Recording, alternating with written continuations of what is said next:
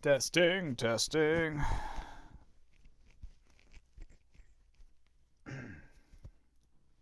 Two. Two ducks. 3 geese. 6 chickens. 12 pheasants. 11 hippopotamuses. Alright, I've got me. I've got the microphone. What am I missing? I feel like I'm missing something. The game. That's it. Alright, let's go.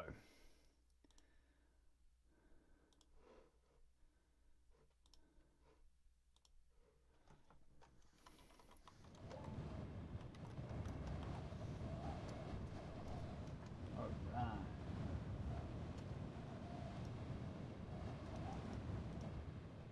Dramatic.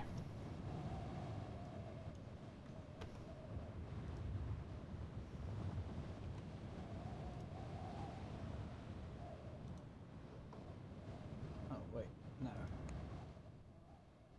Yeah, restart. Restart the game. In a new game. Not some game that's already happened. Okay.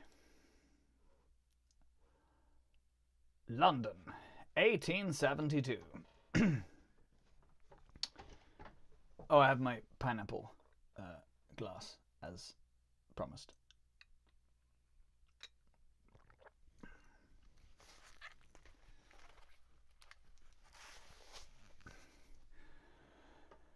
Right. I've entered into the service of a new gentleman. It would seem he is a gambling man. Dramatic music. You should be able to hear the dramatic music, I hope. Yeah, do let me know if anyone's there, if you can hear me and you can hear the audio. It's been a couple of months, so I had to change everything around, reset it up. Enkel presents, in association with Cape Guy. Apparently, that's the voice I'm doing for credits. Directed by John Ingold, Joseph Humphrey. Script by Meg Gianth. PC and Mac edition by Ben Nicholson. Hey, Sarkos. Oh, I missed those credits. That's okay. You got the idea. 80 days. Yeah, I bet you can sell them in Moscow for a tidy profit. Based on the novel by Julius Verne. Twist. London. How's the volume? Can you hear me? Can you hear a little bit of the music? Selkos, let me know. Fantastic. Volume levels are good. Let's begin. Good old London. So I take it from your comment that you have played this before. Monsieur Phileas Fogg returned home early from the Reform Club, and in a newfangled steam carriage besides. I helped him down, and the iron-lunged, steam-driven horses clattered away. Passepartout, said he, we are going around the world. Very good, monsieur. I murmured dutifully, not believing a word of it. We shall circumnavigate the globe within 80 days. He was quite calm as he proposed this wild scheme. We leave for Paris on the 8:25, in an hour. But of course. He nodded. Good.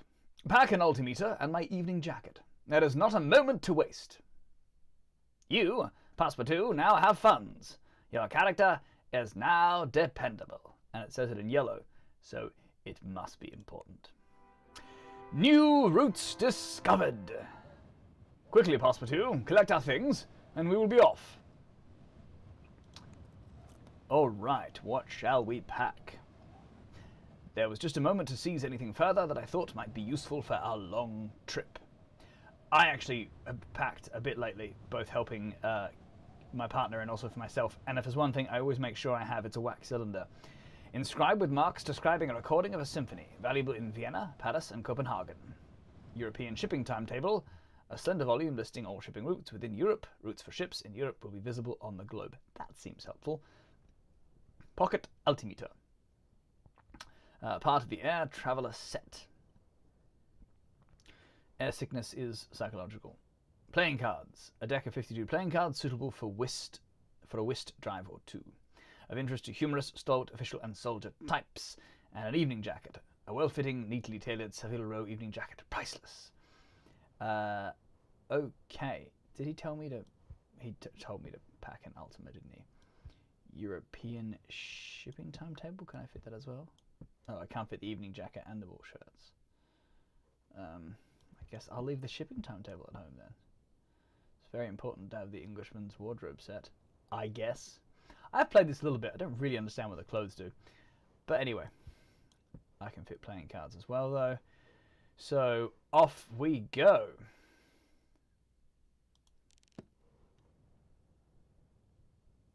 Oh, right. So, our completed Englishman's wardrobe should help us negotiate times of upper-class journeys. Good to know.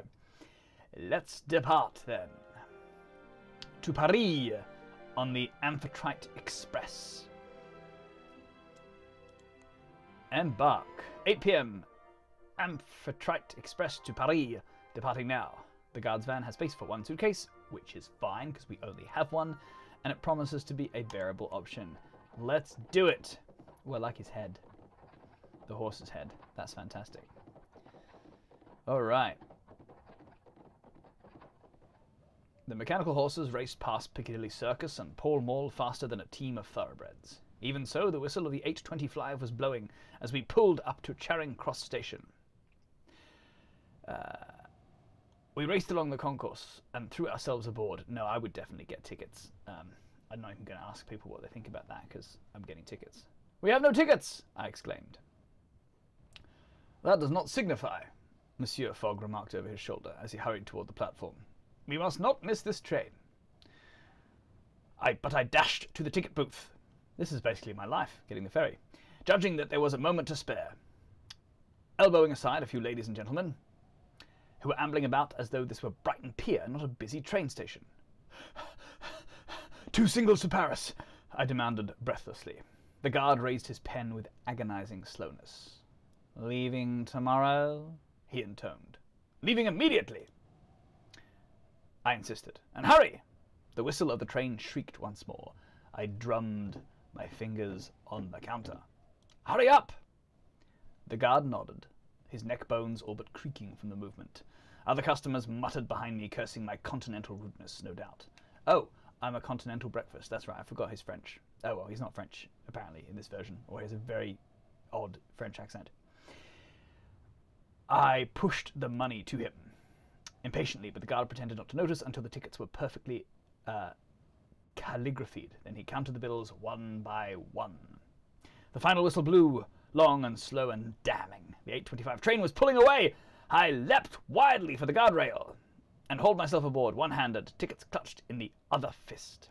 I confess, my friends, I had been an acrobat in my youth before becoming a valet. Apparently the two professions were not so different as they seemed. We were passing Dartford when I located Monsieur Fogg in one of the compartments. He looked up briefly and returned to his newspaper. I told the ticket inspector you'd be appearing presently, he remarked, unperturbed. Your funds have gone down a little. Your relationship with Fogg has deteriorated. Your character is now organized. So my relationship with Fogg has deteriorated because I got tickets? That seems a bit shifty, Fogg. But my character is organized, so that's good. I'm on fine form, but we must make haste. All right, fantastic. Oh, let's talk, shall we? I am at your service, Monsieur Fogg. Ah, the bumbling Passepartout. Let's talk about money. The journey will be most expensive, monsieur. Indeed, but we can earn a little from buying and selling our possessions as we travel. But tell me, monsieur, what is the purpose of our journey? I have made a hefty wager, and I do not intend to lose. Very good. All right, let's train it. Yeah, that's good. You need your proper British composure. Very important. I imagine if you don't have that composure, you just say, that's it! I need a bath and to read the Times immediately. Cannot go anywhere else. London's smog gave way to rolling hills and the pastures of the Kentish countryside, still untouched by the hand of technological advancement. Monsieur Fogg read his paper, while I recovered my breath. As afternoon turned inexorably to evening, I discovered that my master was one of those gentlemen who broke their silence rarely, if at all. A guard rapped on our door, a few miles before Dover. "We are about to submerge," he warned. "Take some people a bit funny, so watch out." "What do you mean, submerge?" "This is the London to Paris Amphitrite Express," he explained, as though to a particularly dim-witted child. "The submersible train. Talk of all the London papers." "Then this is the Mer train."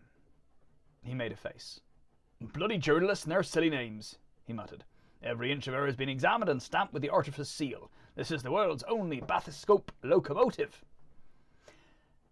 I could not help a shiver as the fins above the Amphitrite's wheels extended with a hydraulic hiss. Night fell and we plunged past the end of the track into the freezing water of the English Channel. That's fantastic. Relations with Fogg have improved slightly. That was the voice, wasn't it?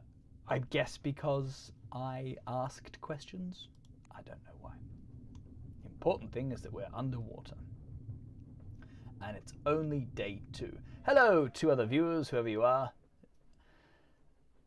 The Amphitrite ploughed through the water overnight and splashed up onto wider gauge French tracks at Calais as dawn broke. "Do you have a route in mind, monsieur?" I asked, as the water of the channel dried from the compartment windows. "I am as yet undecided," my master admitted. "The new canal has sped up the shipping route from Suez to Bombay. Perhaps we could take the Trans-Siberian Railway across Russia." "Surely not Siberia!" "It's cold," I exclaimed. "It is so cold and grim, and I have a particular fear of bears." "Then we would do well to buy furs," he replied, refraining from rolling his eyes. "There are other alternatives. We may also travel overland and across the Black and Caspian Seas." "But which is fastest?"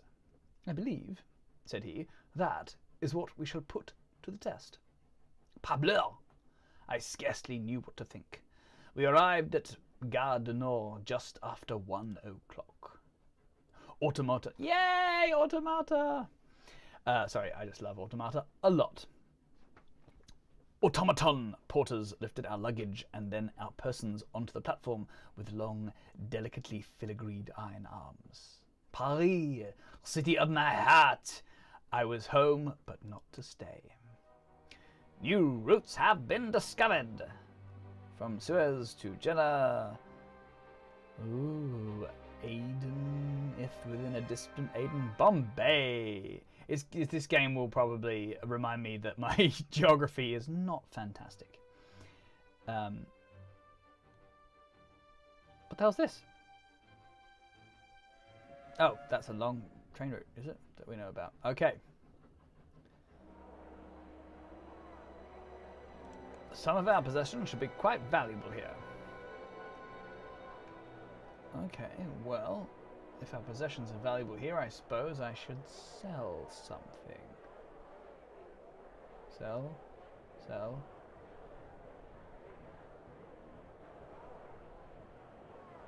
But I mean,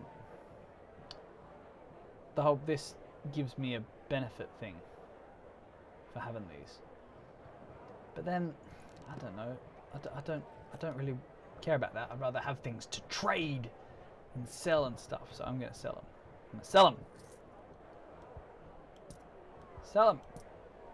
I'll keep the ultimate. So worth £2,300 in Berlin. Worth valuable in Copenhagen, also in Budapest. Alright, well, I'm taking the wine then. Valeting. So I suppose there's no point in getting things unless I'm going to get the whole set.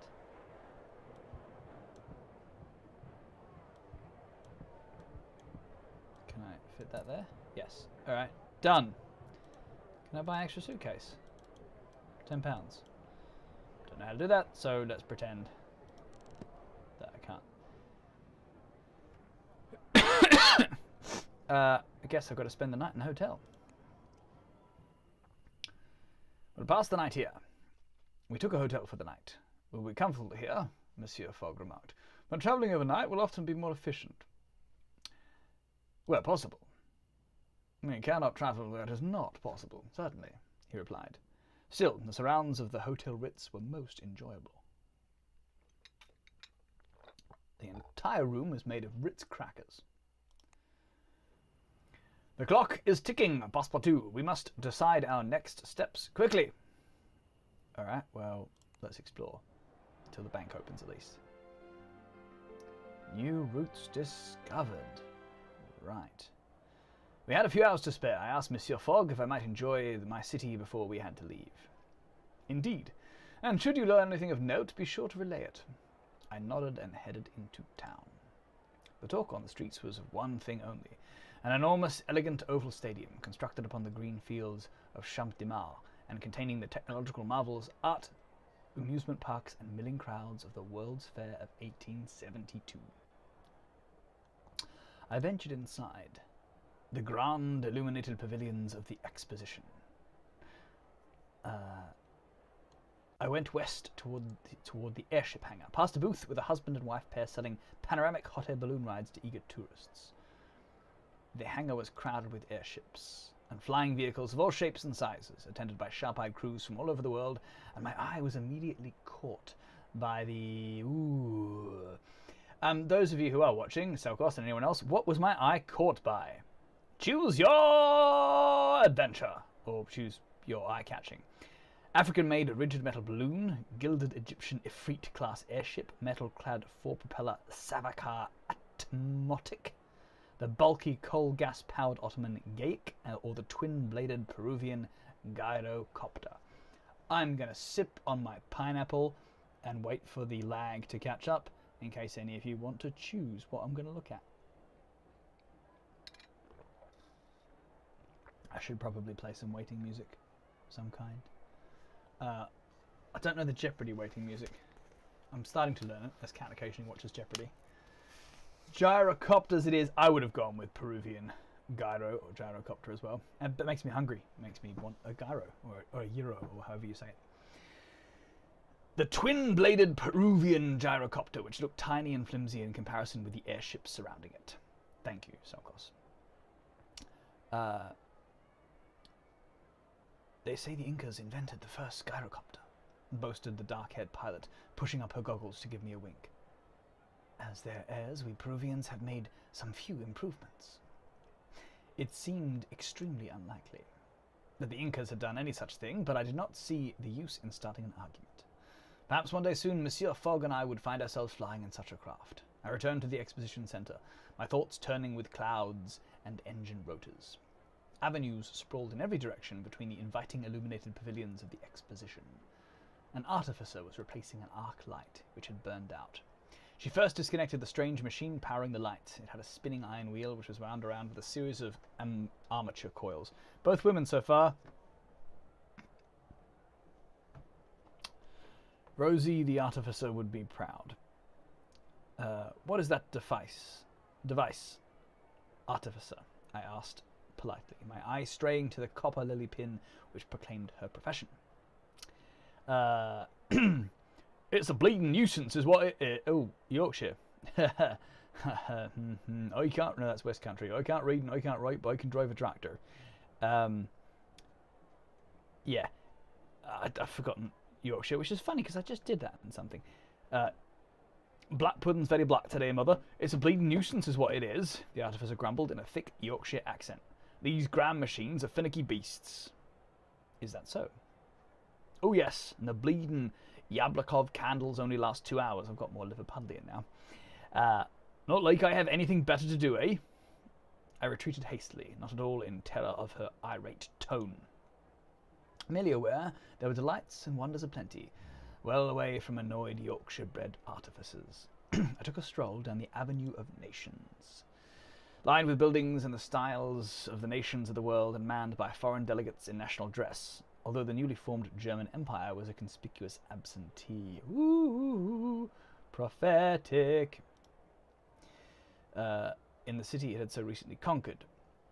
The Austro-Hungarian delegation was being harangued by an artificer who looked to me like a farm boy from Provence, The artificer was pointing at one of the German soldiers guarding the doorway and shouting in terrible German, "Verboten! Verboten!"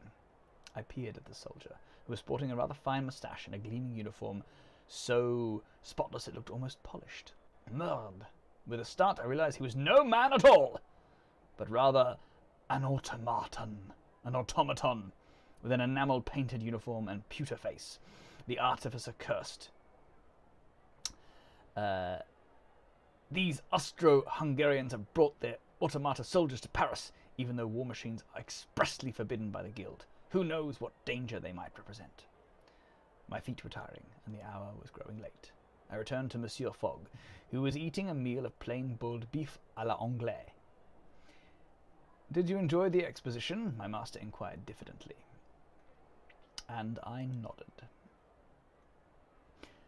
"Nothing else could possibly impress me now," I declared. "Ah, my friends, how little I knew. I dreamed at night of mechanical wonders and automatons with beautifully enameled faces, knowing little of the strange inventions and stranger peoples I would soon encounter in my journey around the world. Your character is now dependable." All right. All right, let's get out of here. We don't need to go to the bank. Let's just disappear, huh? Amsterdam in a private car. Private car. Carring for money. Let's do it.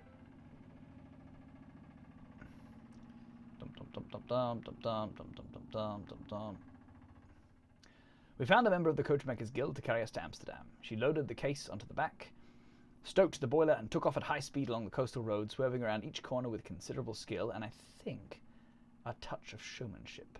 I clung on tight. This would be a terrific ride. My character is now courageous. You're quite the flamboyant type, I see. Am I?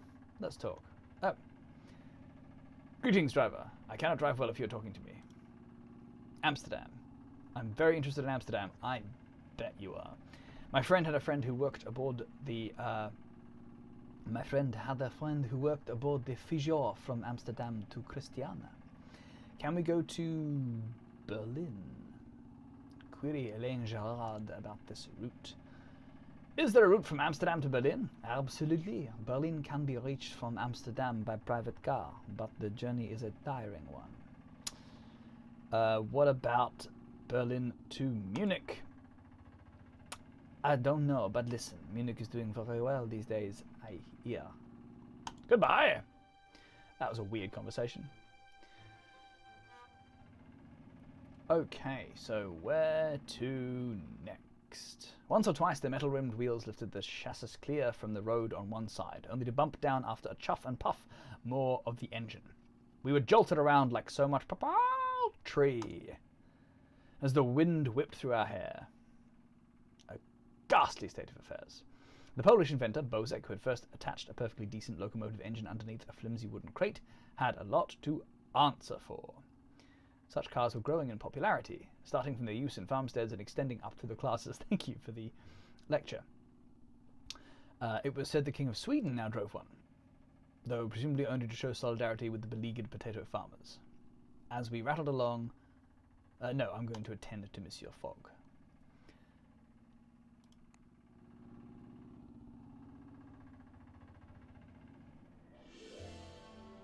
In the port of Amsterdam. Geometry equipment, huh? Is valuable, is it? How much is it worth? Wait. Sell for 230? Okay, sure, why not? Can I buy that yet? What about the wine?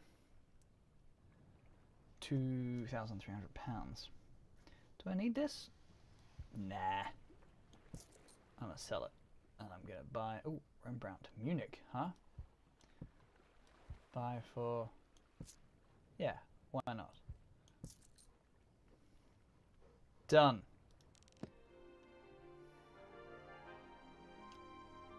I always considered Rembrandt rather a poor man's Gainsborough. Well then. Alright, where should we go to? We have many, many routes. Hello, viewers. If you're there, please chime in. Where should I go? I mean, obviously I'm seeing all these extra ones, but eventually we'll get back to where we actually are and where we can go. Marrakesh, Tangier. Oh, right. Alright, Amsterdam. I can't go anywhere yet. I guess I can plan. Alright, so where should we go? We can go to Christiania, that way. Copenhagen, Berlin, Munich, Prague. I mean, we get down to these places. Which way? We're going to go across here. The Shade? We should go to the Shade?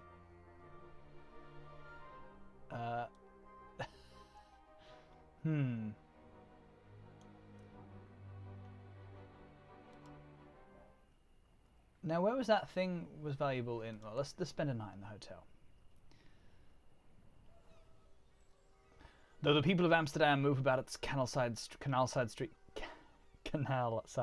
with a sense of optimism and good cheer, our own mission left little time for exchanging pleasantries. I found a street peddler who greeted me with a cheerful smile beneath a caterpillar-like mustache. It was moving around a whole bunch, and it was green. What is the fastest way on from here? I asked. Car, I suppose. The roads are good. The canals used to be better, but now they seem almost out of date. He sighed. It is a curse to be rich in the past. By the time the future rolls round, you are poor again. Maybe you'll be rich again sometime, I remarked, from sheer optimism more than any true conviction. The peddler reached into his pocket. Buy an apple, £1. Sure, I bought it and took it with a smile. I thanked the peddler and moved on. So many choices, all that remained was to choose how best to depart. My funds have gone down a touch, yes, because I bought an apple. I'm aware of that.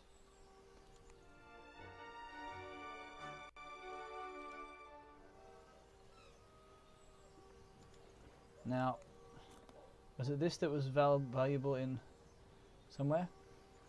Munich. Huh. Berlin.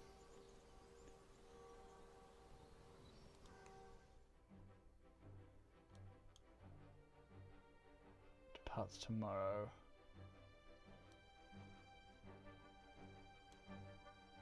Arrives Sunday, Everything seems to depart tomorrow.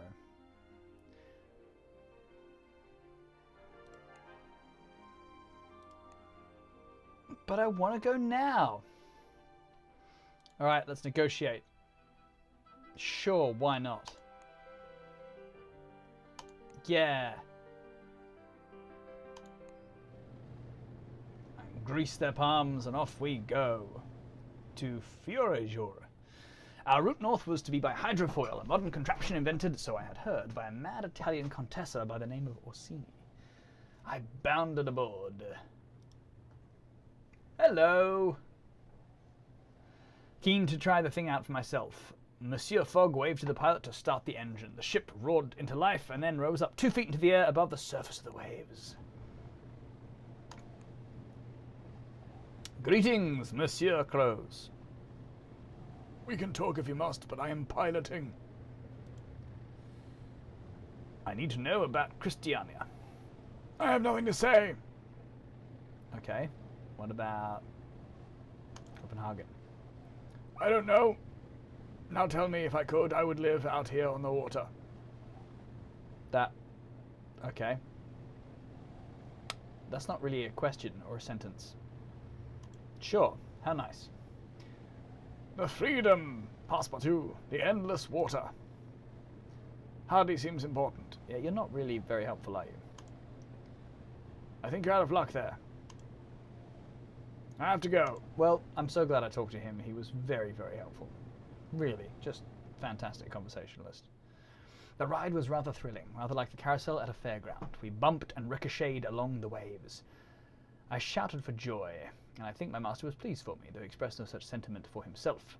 Remarkably, we spent the night on the very edge of the North Sea. The engine was switched off, and a domed canopy extended from the sides of the ship and closed overhead. In the last moments before it sealed, I saw a flicker of colour in the sky. The aurora, I do not know. We sat in close quarters and talked in hushed tones in the strange little bubble floating on the froth of the world. That's a nice line.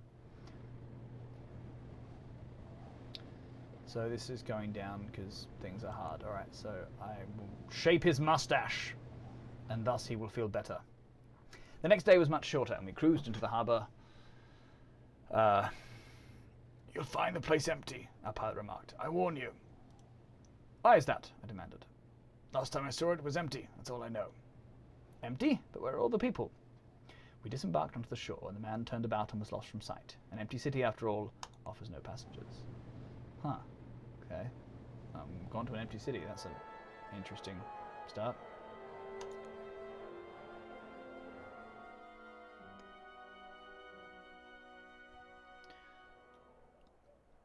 We do not see anyone. I was convinced we had arrived during a festival. I was quite puzzled and sought someone to ask, but there was no one about. This is an eerie place, Monsieur Fogg remarked in an uncharacteristic display of emotion. Certainly the silent streets had a certain menace to them. Perhaps we should be moving on. Perhaps so, he agreed. Let us hope we can find someone to take us on to our next destination, however. Yeah, we've got to go.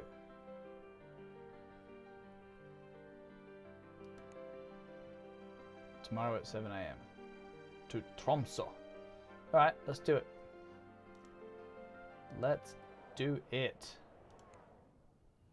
There's no one around. How do you stay in a hotel? How does that work? We found a hotel in the end, but it was deserted and cold, and there was no dining to be had. I guess that's how it works.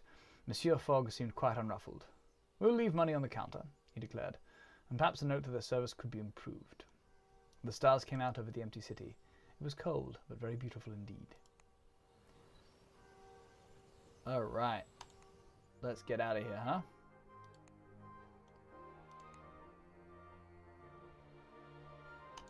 "8 minutes! Oh yeah! In an air balloon. In a Zeppelin by the looks of it. That's exciting." We found ourselves at an airship dock, blowing clouds of white steam from our mouths as we waited to board. The captain, a shockingly blonde lady with stern sculpted features, brought us tin cups of hot tea and insisted on punching each of us on the arm. I punched back in comradely fashion, and she frowned, but beyond that there was no particular rebuke, except of course from my master. "It is good for a pilot to have some spirit," he remarked, "and suggests they may not be totally helpless in circumstances of some pressure." We boarded the airship soon after and left it up, ready to trace the delicate lacework of the Norwegian coastline on our way north. Alright, let's do it.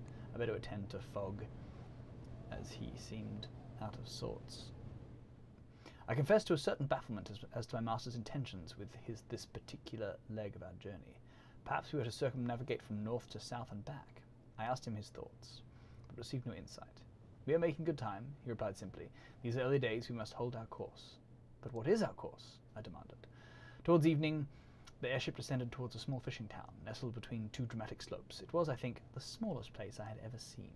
Oh, my character is now suave. Yes, I didn't explode, which is good. But yeah, I really don't know where I'm going. Is north not helpful?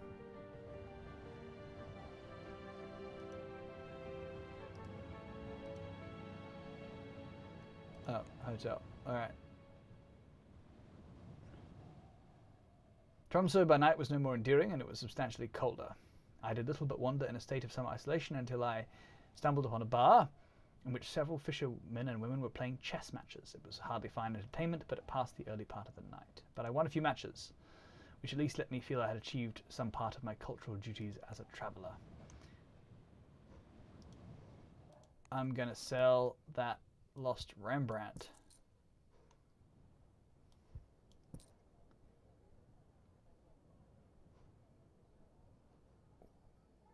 St. Petersburg, Smirnenberg, and Helsinki. Huh. Cool.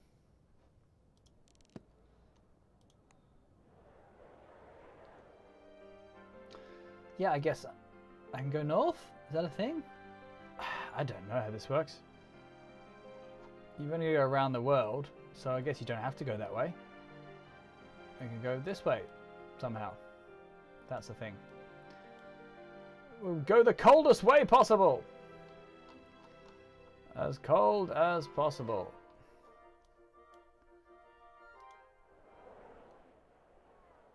I walked the streets of Tromsø, a pleasant enough perambulation thanks to the dramatic slopes and the glacial lagoon. There is a university, they tell me, though I cannot think who would endure such cold just to read books. Ha! Ah, my life. But my eye was quickly stirred to keep me warm when I encountered one Mademoiselle Fleischer, who stopped me on the street to ask, without irony, if it was a pleasure for one such as myself to visit her city. Yeah, I flattered the hell out of her.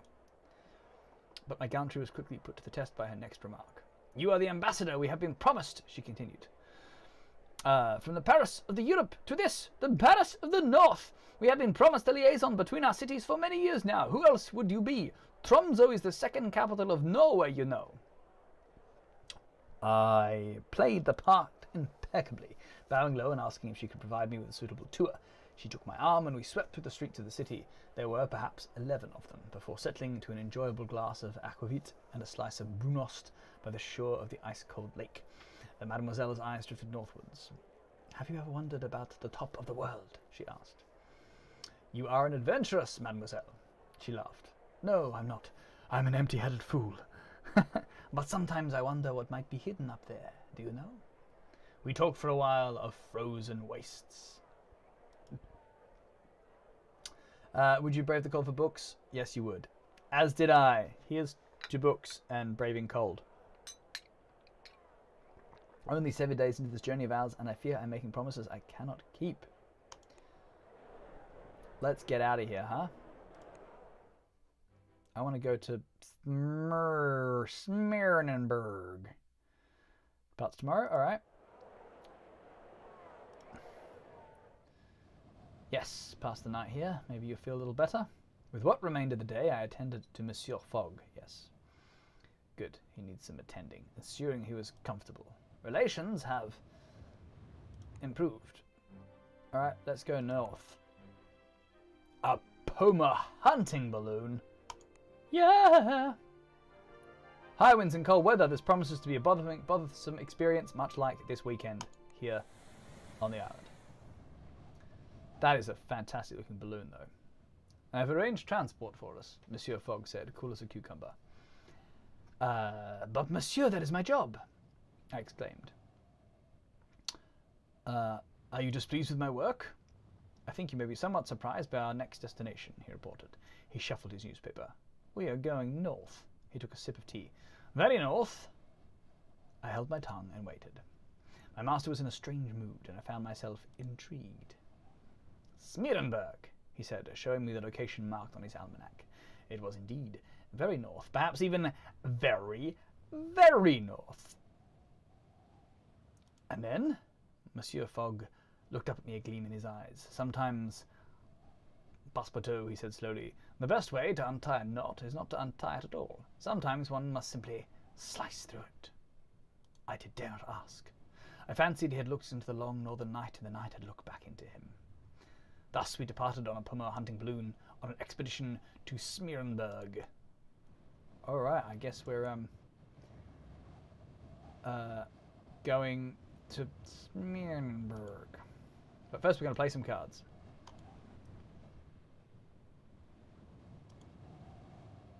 An apple, monsieur. Fantastic. Yeah, I don't know if it's around the world. Can't I go north? I don't know. What sort of settlement is Smeerenberg? I asked, imagining an ice-whipped, delicious ice cream with whipped things. An utterly forlorn wasteland. The captain heaved a sigh. The sort where you need to keep your wits about you. It's a lawless place, and you and your master seem genteel fellows. We are men of the world, I replied with a little shrug. Is that so? Captain Stalastina smiled tightly. Don't get drunk, and try to stay out of fights. I'm sure you'll be fine. With that, she was summoned to the navigation room, and I retired to our cabin to rest. But what's the point if we don't get in fights? A starched collar. Very good indeed. A balloon seemed to make good time through the colder air. Below stretched an endless ice-like sea. This was the top of the world, a place few men and women had ever seen, and yet still there were those who treated it as quite commonplace. I asked our captain if there are many people here in the north. There are enough to start an argument, she replied. More than enough for that. And then we were sinking lower, and we watched a whaling ship bring in a bleeding leviathan from the sea as we settled down to land. All right. So where do we go from here, hey? Amethyst. Iron ore. Well, if we ever get to San Francisco, Burlington, and Chicago, Monkey Wrench, Dusty Road, Walrus Tooth. Alright. Some iron ore. Can I not fit the iron ore?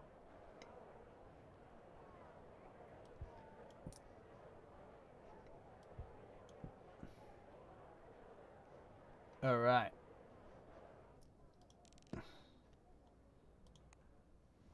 We'll pass the night there in Smeerenburg. The stench of Smeerenburg was all-pervading. It mingled with coal smog and thick plumes of steam to form a foul miasma that hung thick and grim and unaccountably oily over the sentiment. I took a few deep breaths trying to accustom myself to the terrible odour as quickly as possible. "It is Wales," a nearby fellow put in sagely in Finnish-accented English. "Of course, Wales," I snorted. "Why not? Makes as much sense as anything else." The man pointed at several copper kettles nearby. A proper copper kettle, a proper copper coffee pot. "Hey, Dead Dreamer 428, I'm glad you love this game. I've only played it a little bit, and I certainly didn't go this far north, so that's exciting. They render the whale blubber there for oil and fuel. You become accustomed to the smell." I let my gaze wander. Smeerenburg was not what I expected, but rather a thriving port of smugglers, expeditionaries, hunters, and traders. Further inland I spotted church spires, gambling dens, alehouses, net cafes, and dim-lit brothels. Above it all lurked a see, they used to have really bright brothels, like really well-lit brothels, and then they realized that was a terrible idea for obvious reasons. "I am Viti Jokinen," the man said, cutting into my thoughts. "Ooh, that sounds aggressive. You don't look like seal hunters or smugglers, if you'll forgive me, so what are you doing here?" "We're going around the world," I said. Oh, wait, with less enthusiasm than was warranted. "So, we're going around the world." "Oh, are you adventurers?" He pronounced the last with a generous smearing of disdain. "I had hoped perhaps that you were geologists."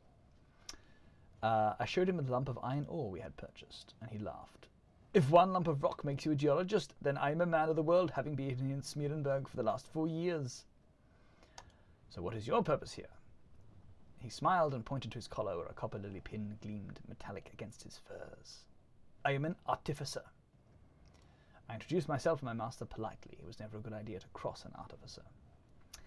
"I am here on an expedition to the North Pole, as it happens," he said, casually enough. Monsieur Fogg's demeanour altered. "You don't say. My good fellow, let me buy you whatever it is they drink here."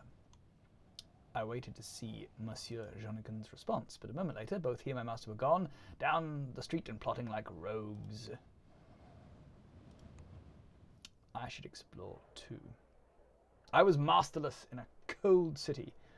I walked the cobbled streets and steam vent-heated alleys of Smeerenburg. I watched a group of hard-bitten men and women flence a whale's flesh from its bones, chatted amiably with a group of shivering prostitutes at the dock, and narrowly avoided a brawl at one of the taverns. I could not stop thinking of the North Pole.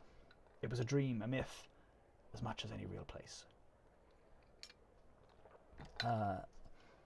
It was one of my dreams, too. What child had not read the stories of Franklin's lost expedition of 1845 and imagined themselves finding his ship perfectly preserved, of sailing into pure white and making something unknown known? These were my thoughts at the moment my master returned. Cheeks reddened with an unnatural flush. "Passepartout," he announced, slurring his words ever so slightly. "Passepartout," he announced, slurring his words ever so slightly. "We are going to the North Pole." I'm completely sloshed on whale blubber vodka. "Yes, monsieur," I said. After all, what else was there to say? "All right, to the North Pole. This is exciting. Do I need to buy anything? Windscarf? Don't know. Maybe not. Let's go. Let's get out of here. Depart, huh? The North Pole Ice Walker. Oh, it won't let me go because my master hasn't had his moustache pressed enough. Alright. Well then, I guess. As night fell, I attended to Monsieur Fogg, providing him with flesh clothing with the dear wish he would have a restorative night. Alright, so I've got to keep him pampered. Now can we go? Yes! Ooh, that's exciting. We're on a big stilt thing. So what do you love about it, Dead Dreamer 428? Can I ask? I confess I gape like a simpleton. I mean, I know things that I think are great about it from what I've played so far, but just curious. When Monsieur Jonquinen showed us the enormous contraption that would lead the polar expedition.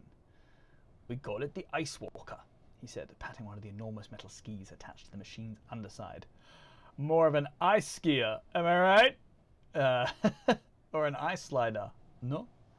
I glanced at Monsieur Fogg, who merely nodded to himself and said, adequate. Monsieur Jonquin covered a slight smile with one graceful mittened hand. The machine was vaguely boat-shaped with a pilot's bubble of reinforced glass at the front. A wicked-looking harpoon was mounted at the back.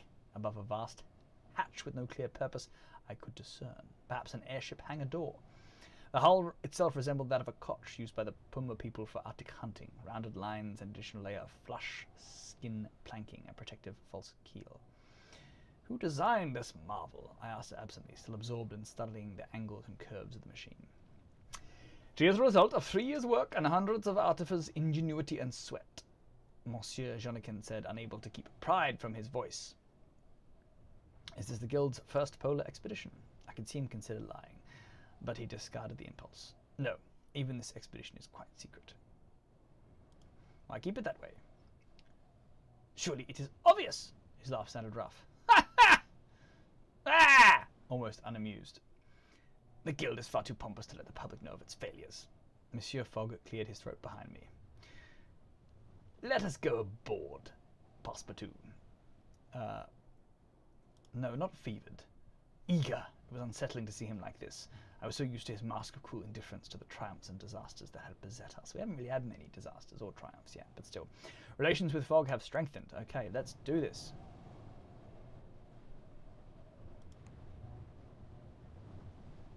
Yeah, I don't have a great deal of money. Thank you, my good man. I feel better. We settled in and heard 2 sharp whistles that signaled our departure. With a rumble of boilers and a crack of ice, we began our expedition into the uncharted peril of the Arctic.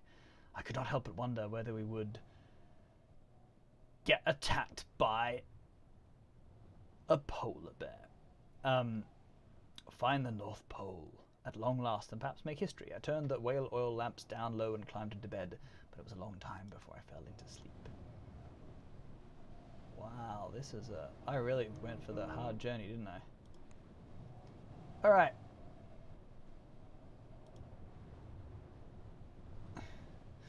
Are you excited about our adventure, monsieur? It does not do to be excited, but do I anticipate it? Yes, I do. We expect the Aurora Borealis to be truly magnificent. Further north. Yeah, how do I get to Calgary? I know the quickest way to Calgary from here is through Gastown. Alright, very good. Good to know. We stopped at the nearby bay of Virgohamna to add a large tethered balloon to our convoy, to be used for meteorological readings and short explorations. A lone artificer manned the small hangar that jutted from the city, and glared at the Ice Walker. What a vulgar contraption. That surprises me for an artificer, I remarked, but the man looked unimpressed by my observation. Any fool can see it's vulgar. Even an artificer could. He stuck out his hand. I am Salomon Auguste Andre. I propose that we take my balloon all the way to the North Pole, but the Council requisitioned it as a mere support and ordered me to stay behind. Supporting an expedition is no minor thing, I cried. I'm sure we need all the support we can receive. You need leaders with spine and vision, Monsieur Andre corrected, and the Council have shown themselves lacking in both. Perhaps you should stow away, I suggested. wondering if this man might be of use to us. He seized my hands in gratitude, and we formulated a plan in hasty murmurs. Ooh. I would claim to have lost my cargo, and the crew was distracted. Monsieur Andre would stow away in the balloon. Right, very exciting. I timed my little episode to perfection and entirely disrupted the Artificer's patrols. Monsieur Andre slipped aboard in the confusion, even managing to wave a little handkerchief down at me from his lofty perch. Okay. Well, I brought a dude on. Fantastic. I hope we play cards and become BFFs. I woke early and paid a quick visit to Monsieur Andre up in his balloon. Ah, Passepartout, I can never repay you for this. Do you need food? Other help? My balloon is well supplied. I made sure of that before the others came to take her. If you all die, I will escape. Do not worry yourself on my account. I was somewhat unnerved by that, and so I was happy when we agreed that I would not return again unless there was a dire emergency. Thoughts filled with premonitions of bears. At breakfast, Monsieur Jokinen introduced us to our fellow expeditionists. I paid particular attention to my master, who seemed to me never been happier than here, sat between hunters and artificers and travelling at high speeds across uncharted continent, while still being able to drink his tea at the correct temperature. Well, I don't know how he manages to do that, but I'm impressed. Alright, I better attend to him.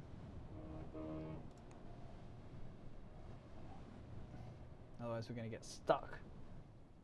Halfway through the afternoon we fetched up at an icy cliff far too sheer to be essayed by the ice walker's skis. Was this anticipated? I asked aloud, peering out from the thick glass window of the bridge. Nothing on this route is anticipated, Monsieur Jonican replied. No one has ever been this way before.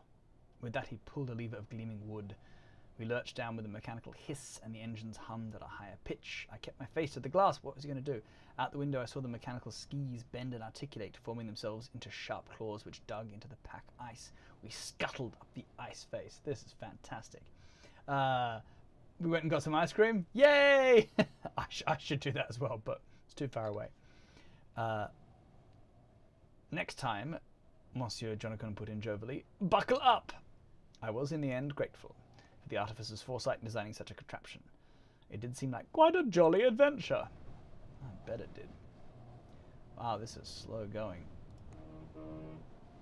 I'm most entertaining. I must have been juggling for him or something. The coast of Spitsbergen disappeared in our wake. There was no land between here and the pole, and none that had been discovered. It was entirely possible there was nothing but frozen ocean and endless sky ahead. Seems like a terrible idea. It was night in the Arctic, a 4-month-long night. Relieved only by the way the snow gathered up and reflected what little light there was and the brief aurora rosiness of the sky at midday. I was quiet and still, and I paused to wonder how Monsieur Andre was faring, in his meteorological balloon like some strange aesthetic hermit on a pole. If our view was bleak, his must have been unendingly so. Behind us are the little clustered lights of civilization, and only unrelieved whiteness lies ahead. Yeah, this is hardcore, yo.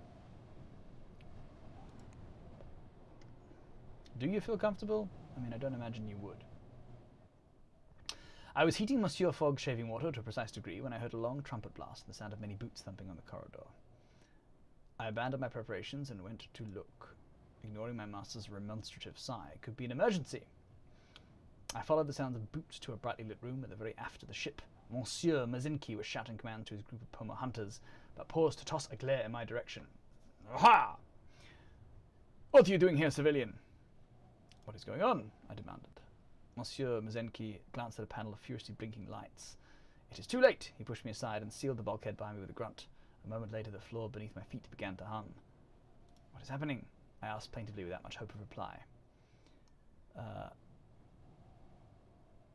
of pure unbridled terror, all the hunters were warmly outfitted, heavily armed and grim-faced.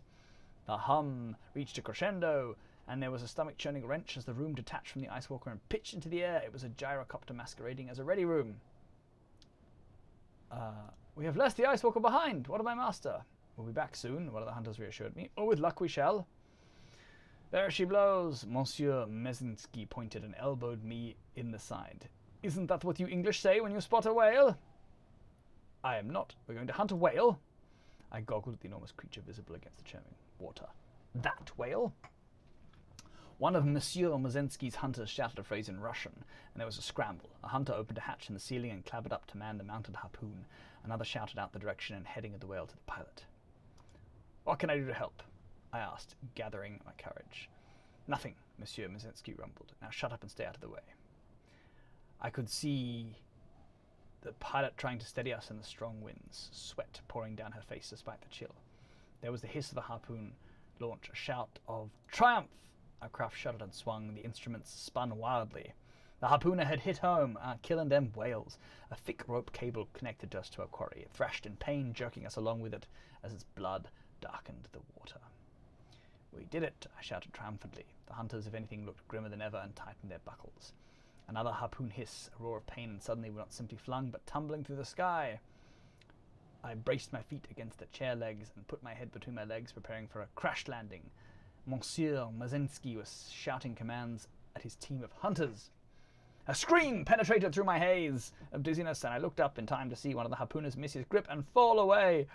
His face, oh, how I wish I had not seen it. It burns in my memory, his ice-rimmed, terror-sharp and sour as my own. Whew, this is intense stuff. Words, am I right? I heard Monsieur Mozensky curse and try to unbuckle his belt, his eyes on the ceiling hatch. I lunged for the ladder first, and he was astonished he did not pull me back till it was too late. He was needed below to organize and command. I had acted out of pure practicality. I could almost hear my dear maman's voice in my head, lamenting my flair for the dramatic. The Arctic wind burned my cheeks, and the sea salt spray from the sea was quickly soaking my mittens. I clung to the harpoon and swung it to aim at the whale. Taking the time to steady myself against the gyrocopter's pitching, the harpoon flew forth, striking the beast in its very vitals. Blood gushed out in great gouts. It keened once more and rolled over. The harpoon cable went taut, and there was a terrific jerk. As though through smoke glass or a smeared camera lens, I saw my mittened hands slip on the lever. I felt rather than heard a scream tear itself out of my throat as I plummeted through the air into the dark, freezing ocean below. Did I just die? Relations with fog have deteriorated slightly. Well, I guess they will if I'm dead.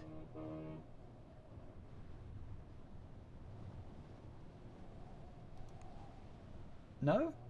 I thought I just fell into the water. Maybe not.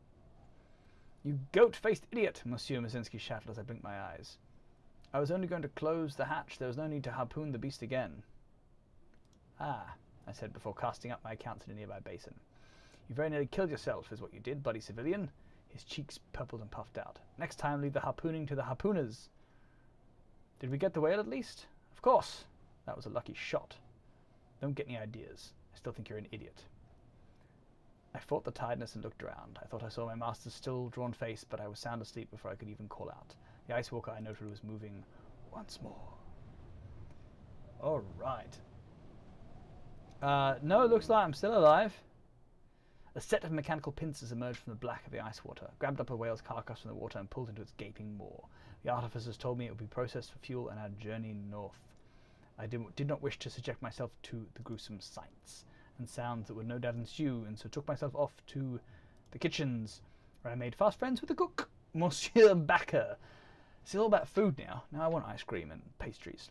I think the poor fellow was quite pleased to have someone who was not obsessed with steam turbines or whale innards to speak with. And I, my friends, am not fool enough to spurn the friendship of a cook. No, who would be?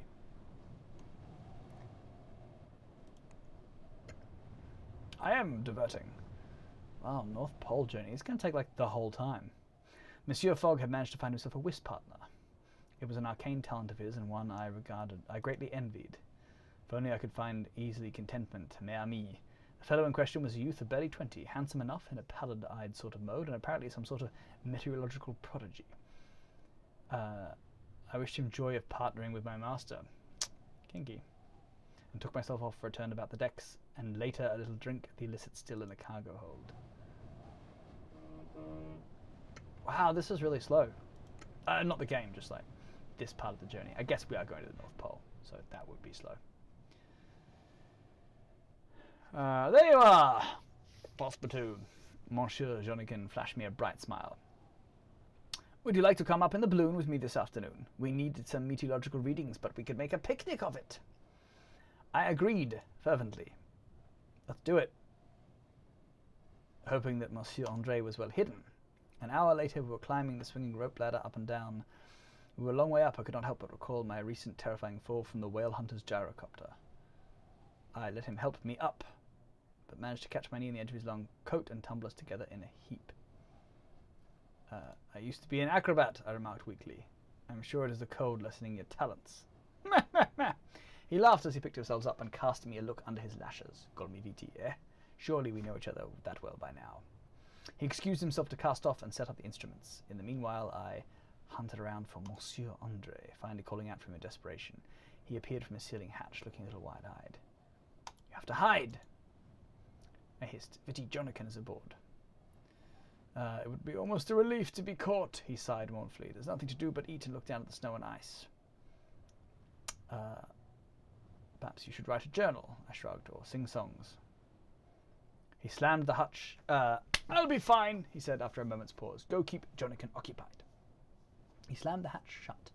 I went up to the observation deck and joined Viti at the railing. The ice walker was still visible, a hulking shape belching dark smoke into the misty white. We were suspended in an endless sky in a moment of calmness. Thank you, I murmured quietly.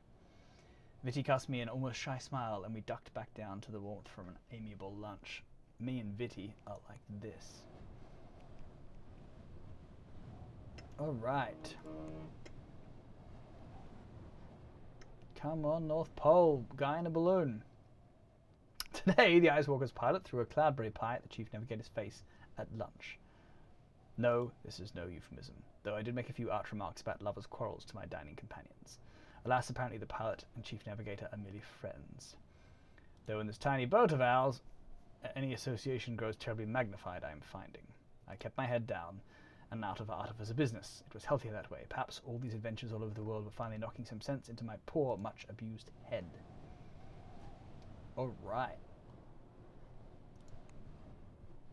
Well, I keep trying to look after you, because this is crazy. Today, I sat with Monsieur Fogg as he read an old journal on one of the observation decks.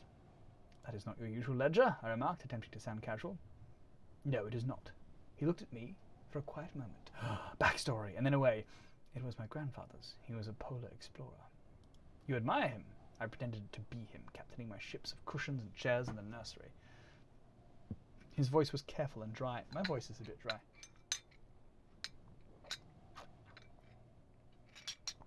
I am overcome, thinking of my master young and tender enough to have such fancies. We lapsed into silence then, but it was a comfortable one and born of familiarity. Relations with Fogg have strengthened slightly. Come on, North Pole. Greetings, Monsieur Jonathan. Let's talk about the North Pole. You cannot rely on compasses near the pole. Equipment must be more sophisticated. So...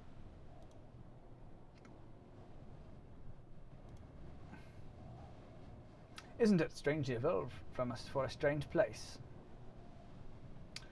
No one has ever set foot at the pole. Can you imagine being the first to do so? I mean, I guess so. Can I go from the North Pole to Honolulu? What about Gastown?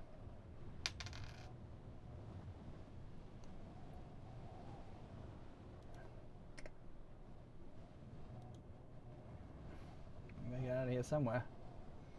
Day 23. This is going to be like the whole game just going to the North Pole. Spider-like automatons. I dreamed of Arctic terns flying in an esoteric formation, their wings flapping to a rhythm I could not decipher. But I fear they meant nothing at all. Alright, come on.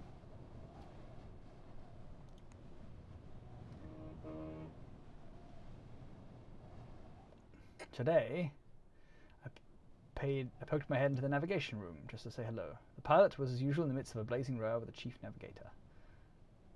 Shall I bring a pie? I suggested.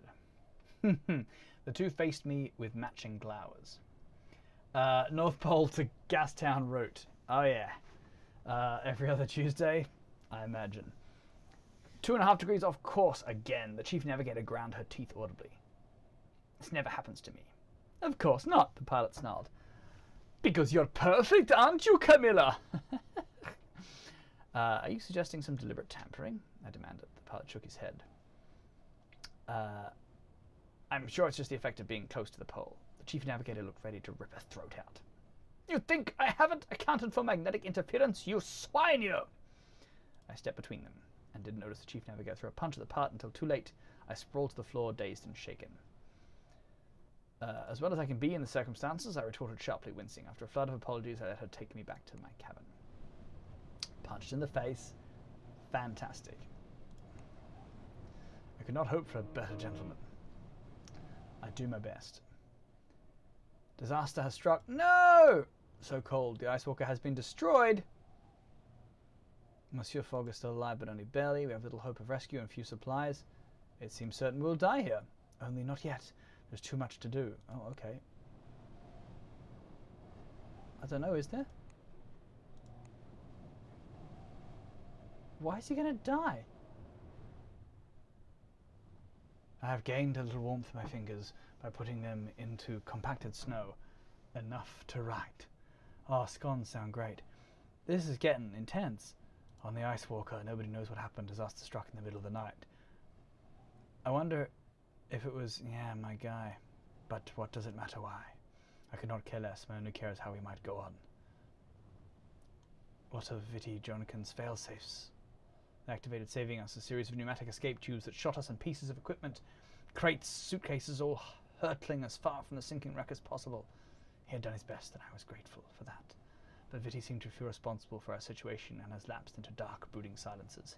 He looks at our cobbled-together camp, at our ever-dwindling stock of food. I can write no more. Too cold. Jesus.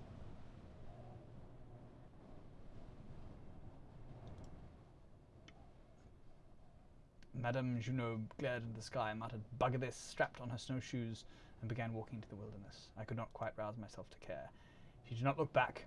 I looked around the thinned, ice-rimmed faces of the other survivors and wondered how long it would be before another one of us gave up and walked out into the snow. I swore it would not be me, and held that promise close to my chest, and fooled myself that it warmed me.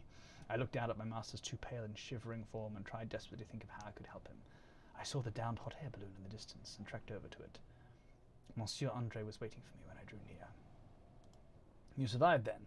Yes, he said. Mezensky and Jonikin searched the balloon for supplies, but I hid. She's my balloon, after all. You owe me.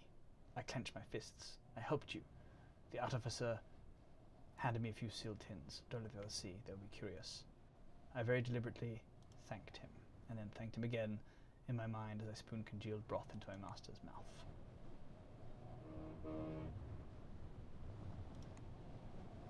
A little warmth, just a little warmth, if you would.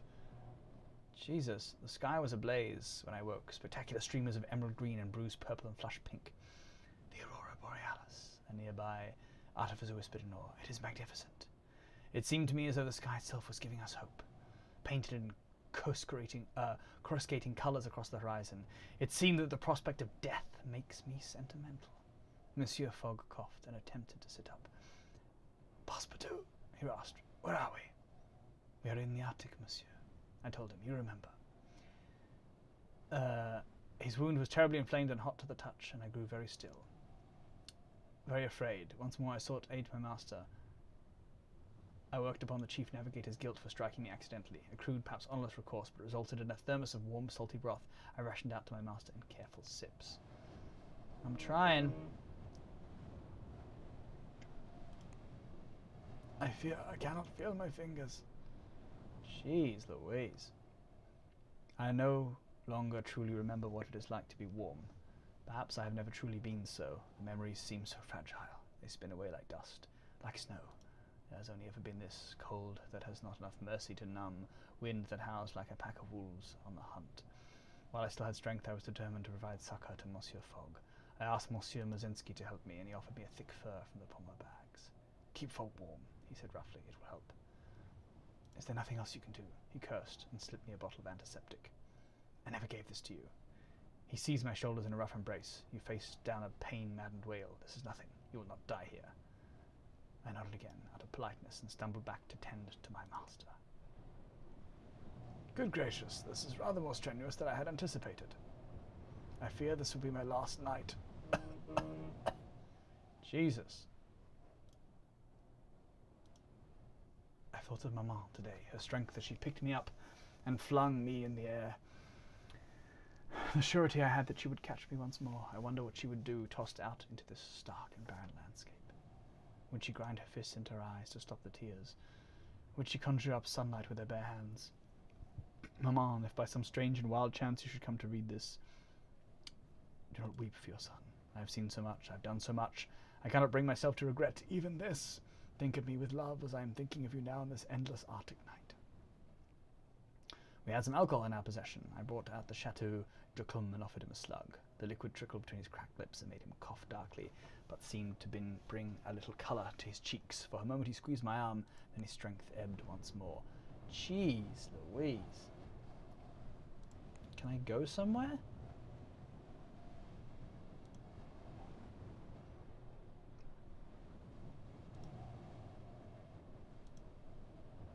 Asking about Calgary. Great, fantastic. Oh yeah, how's things in Calgary? Monsieur Fogg nearly lost 3 toes to frostbite. I was not conscientious enough. The medic caught in time, and he will not lose them. Small victories. But I will take them, each and every one. I was determined to aid Monsieur Fogg, but there was nothing else I could do. So I simply sang to him as many soft nursery songs as my mind could recall. It helped not at all. Day 31, and we were not moving. But what am I supposed to be able to do? Don't understand. I beg you to keep trying, my good man. We're not going anywhere.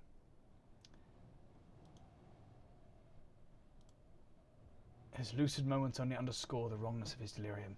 If we survive, I'll be satisfied only to see him raise his left eyebrow and comment upon the temperature of the tea. But we're not going anywhere. I just don't have any other options to go anywhere, do I?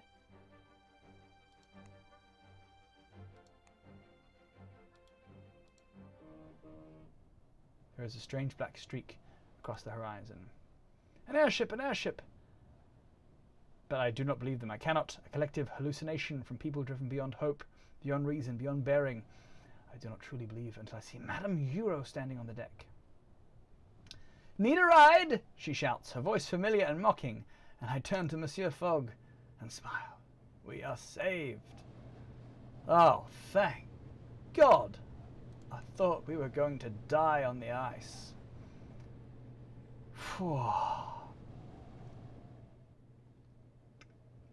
So, to say what happened then. The injured, Monsieur Fogg included, were whisked away by the medics, who were wrapped in blankets with brisk efficiency, giving steaming cups of broth.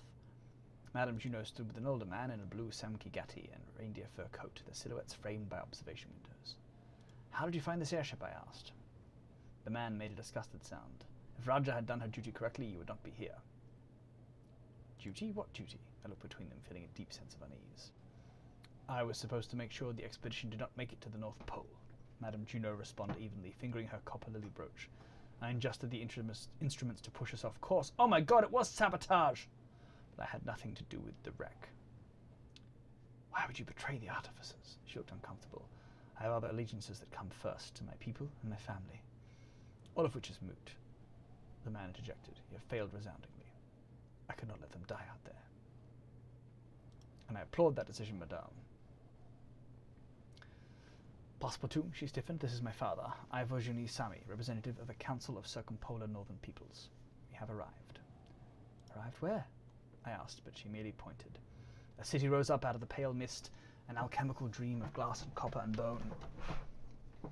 Here and there, impossibly lush tangles of trees and shrubs grew. Under domes of glittering, ice-rimmed glass, I blinked, not believing my eyes. But the shimmering vision did not fade. The heart of the city, a vast towering structure of steam boilers. Welcome to the North Pole, Madame Junot said, subdued, to the sacred city of Quasatuk. Oh, cool. That's awesome. There's a secret city. Wow, North Pole, hey?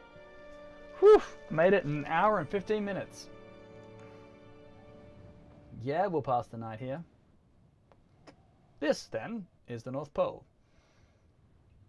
It is a city with streets of carved ice filled with a mixture of Arctic peoples.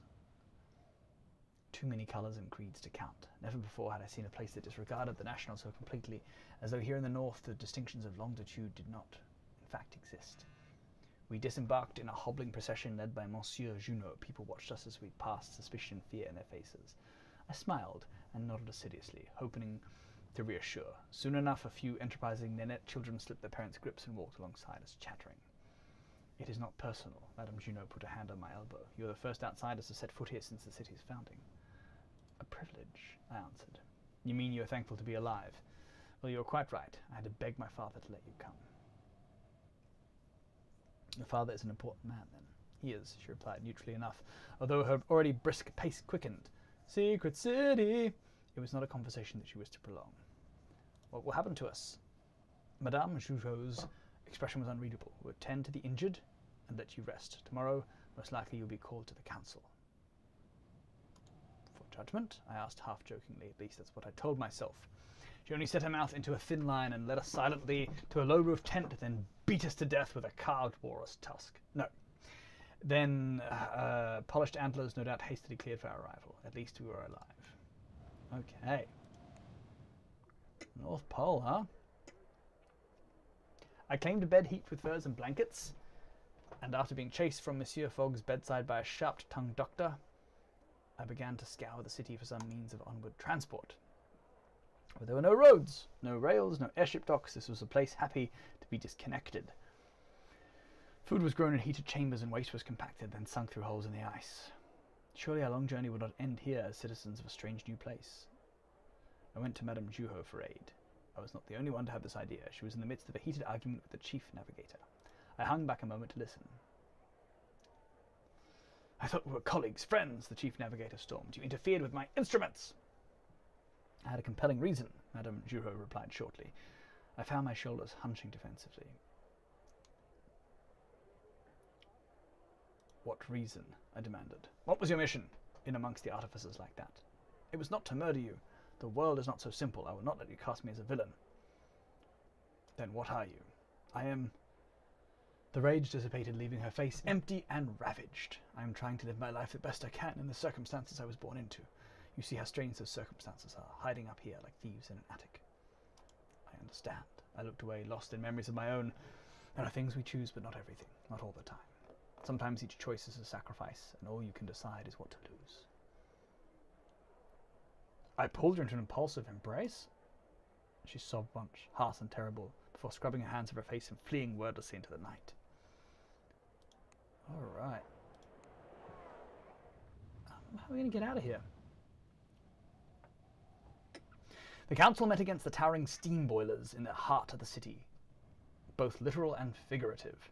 15 men and women sat in simple chairs of sinew and fur, drawing their authority from the technological marvel which they commanded. Man, I played this game once before, and it was like city after city after city. Clearly I didn't finish or anything, but clearly the North Pole one is different. The survivors of the expedition were gathered, and I saw familiar faces. Like you said, it's the most intense. The chief engineer and pilot, jostling Monsieur Mizensky and his Puma hunters, glaring and gaping in equal measure. At the back, Monsieur Andre, who had reluctantly revealed himself to an irate Madame Junot. I stood apart with Monsieur Fogg, who was rather irate that the doctors had taken his clothes and garbed him in Sami fashion. I was no artificer and did not want to be taken as one. Monsieur Junot stood and silence ripped out. He spoke in a commanding sentence in Turkish. The artificers nodded, apparently conversant in the tongue, despite their largely Nordic origins. I peered at them in bafflement. Can you interpret for me? I hissed back. Turkish, really? Madame Junot translated the councillor's words. Corsetic was founded for one purpose, for the circumpolar peoples to learn and develop the technologies of steam and oil and automata, to make them our own before they destroy our homes, our culture, our way of life. Could have asked the guild for help rather than spying upon them. I grumbled. We saw how much they cared what happened to the Native Americans, to the First Peoples, to the Kazakhs and the Buryats. That's true. Madame Junot's face was still as carved stone, and it was clear she spoke her own words rather than the councillors. We will not let that happen to us. The council erupted in an argument, stealing whatever response I thought to give. What are they arguing about? I demanded. The council wants to stay isolated and keep all of you prisoner. Madame Junot cast me a look of pinched sympathy. The shamans are voting with them for a change, but the aggressives recently discovered more oil and natural gas in the Barents Sea and are petitioning for the right to hire outside drilling expertise, so they're voting against isolation, and the international unionists have been looking for an excuse to start throwing their weight around. International Unionists? I asked faintly. Oh, yes. They want a nation of circumpolar peoples, tying together any lands that fall within the Arctic Circle. We are more Arctic than we are Russian or Finnish or Laplander, are we not? What does a Muscovite truly know of the winter? Do you support them? If they succeed, we will be at war with half the world. I am too practical to court war. For now, anyway. There was a sudden hubbub and a loud announcement. I heard some of the expeditioners gasp and tremulous smiles on a few faces. I allowed myself a moment of hope. Perhaps the decision had been made in our favour. But Madame Juho's expression was blank. Passepartout, I am so sorry. Let me talk to them, I insisted. Please, madame. Then for a moment, Madame Juho considered my words. Then she shook her head. I've seen your tongue in action, Passepartout, she declared coldly. I have no doubt you might convince the council to do something against its interests. I will not help you, not again. A set of guards began herding us back to our lodgings. I threw myself on my pallet. This, it seemed, was to be the end of our great adventure. Oh, really? We're done? I awoke in the semi-dark to find my master shaking my shoulder. Monsieur Fogg, I exclaimed. He placed a finger to his lips, and, at his unspoken command, I quietly followed him to the ice-packed streets. We are not staying here, Passepartout, he told me, and then pointed to a pair of dark airships to the west of the city. We have a wager to win, and that is our way out. Shall we commandeer the vessel? I gave him a somewhat bloodthirsty grin. We'll remain hidden until we are away from Kassetic and then adjust our plans to emergent circumstances. Ah, I said sagely, we'll improvise. Quite so, he replied readily enough. Which airship should we aim for? I scrutinized them both. There was nothing to tell them apart. The one on the left, I said, and felt immeasurably better for having made a decision, however arbitrary. Well then, said Monsieur Fogg, let us depart. All right. Getting out of the North Pole, I guess. That does not look like a fun route, though, gotta say. Winnipeg.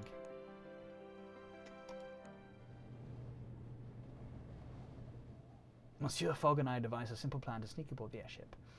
We wedged ourselves into a pair of supply crates and found ourselves carried aboard by willing hands.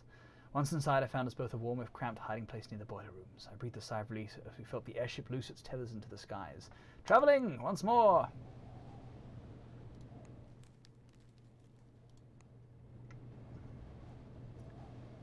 Out of the North Pole, okay. We're woken by a series of loud raps against the door of our hiding place. Please come out, a voice called. We know you're there. I remained silent, casting a warning glance at my master. I heard a loud sigh from the outside. Don't worry, you're safe with us. Monsieur Fogg took matters into his own hands and opened the door. A middle-aged Nenets woman stood at the head of a small troop of guards. I am Captain Ain Venuto, the woman grinned, her dark eyes glinting. And you two are aboard my beautiful ship. Entirely by accident, we slipped and fell here. Are we indeed aboard an airship? What a remarkable and unforeseen turn of events. We are most inconvenienced. Captain Venuto looked bemused. How awful for you. Where, pray, is our destination? The captain cleared her throat. We're heading to Winnipeg in Canada. I see no need to alter our course, do you? Indeed not, Captain. I replied heartily, a grin spreading under my fine moustache. Well then, the captain continued briskly, let's get you a proper cabin and a good meal. It's a roast seal tonight. The cook's an absolute marvel with seal. As we settled down for the night, I was struck in the head with a walrus tusk. No, I was struck by an unrelated thought. Monsieur Fogg, the dateline! I've altered our watch already, Monsieur Fogg replied calmly. Did you think I might forget? My master was of course correct. With an eye such as his, it was unthinkable he might miss such a detail. We reached the point directly opposite Greenwich, where the hours we had lost in travelling around the Earth were added back. A whole extra day. All right. Again, I'm juggling or doing something entertaining. The captain brought out a bottle of acrid spirits our second night aboard and handed it around. I took a sip and felt my throat catch fire. I felt as though my head had been shattered and hastily reconstituted. My tongue was entirely and blessedly numb. Strong stuff. I managed to cough out. Strong stuff! To scattered applause and hoots as half of the crew were owls. So, I asked the captain after the atmosphere was loosened a little by drink and camaraderie, why are you headed into Canada? We sell technology to the First Peoples in exchange for news and gossip, she replied easily. The council is cautious, but they understand the value of accurate information. You trust the First Peoples to keep your secret. The captain steepled her fingers. It is better to cultivate allies now, rather than pretend we can stay hidden forever, which is why I vote with progressives. Alright. To Canada! Canada!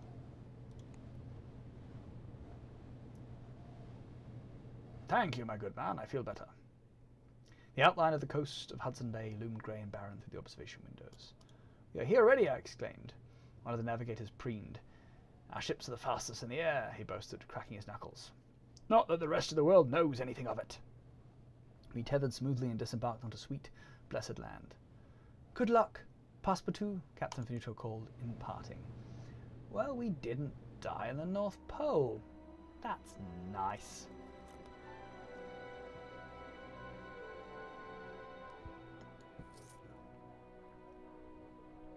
Atlanta. Cold climate set. Yeah, I mean, that would have been helpful, I guess. It's probably a bit late now.